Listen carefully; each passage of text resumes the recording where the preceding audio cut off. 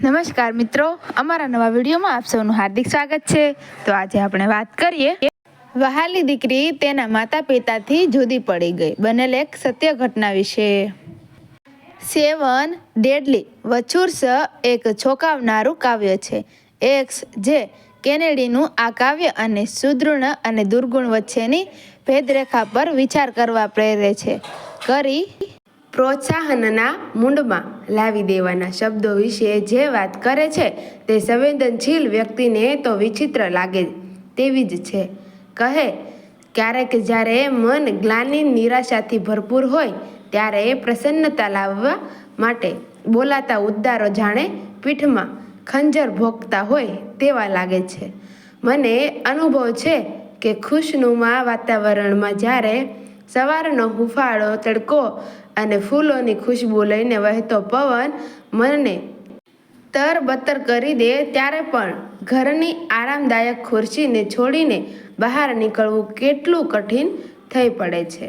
આ સમયે કદાચ હું વેદના કે ગ્લાનિ નથી અનુભવતી, પણ સ્વાભાવિક ખુશાલી માણતા મને નથી આવડતું। તે દિવસે મારે બસ એકાંત જોઈતું હતું। શાંત બેઠી હતી, તેમાં મન કોઈ ખલેલ ન પહોંચાડે તે સિવાય મારે કાંઈ જોઈતું ન હતું। બહાર નીકળીને મજા કરવાનો કોઈ મૂડ ન હતો। મને ખબર હતી કે આની માઠી અસર મારી વહાલુડી દીકરી પ્રીતિ પર થવાની હતી। તેને તો બસ બાગમાં તરવાટથી ફરવું હોય, આકાશમાં ઉડતા પંખી જોવા હોય, સૂર્ય કિરણો પાણીમાં કેવા પ્રતિબિંબ રચે છે તે નિરખવું હોય, બહેનપણીઓ સાથે રમવું હોય। તેને ઘરમાં પૂરાઈ રહેવું ક્યાંથી ગમે?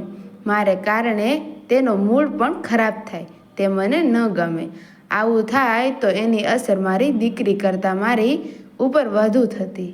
દિવસો સુધી મારો જીવ બળતો કે મેં આવું શું કામ કર્યું। આવી અસમંજસમાં અટવાયેલી હતી ત્યાં ડોરબેલ વાગી। આંટી, આજે મારી સ્કૂલમાં મારો ડેન્સ છે।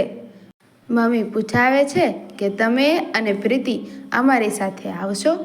પાડોશમાં રહેતા રહેતા દંપતીની 8 વર્ષની શ્વેતાએ પૂછ્યું। તેના અંગે અંગમાંથી ઉત્સાહ સલકાતો હતો। હું જવાબ આપું તે પહેલાં બોલી, આવો ને આંટી, બહુ મજા પડશે। પ્રીતિ સાથે મને બહુ ગમશે। શ્વેતા અમારી બહુ હેવાય હતી। અંતરે સવાયેલી ગ્લાનિના પડલ્સ જાણે તૂટી ગયા અને અવર્ણનીય આનંદથી મન ભરાઈ ગયું।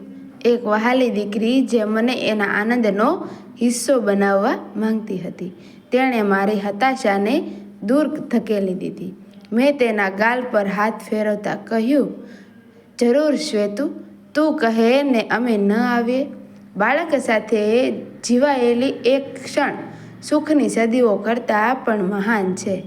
મિત્રો, વિડીયો ગમ્યો હોય તો વિડીયોને લાઇક કરજો, શેર કરજો અને અમારા આવા જ નવા વિડીયો જોવા માટે અમારી ચેનલને સબસ્ક્રાઈબ કરી દેજો। Thank you.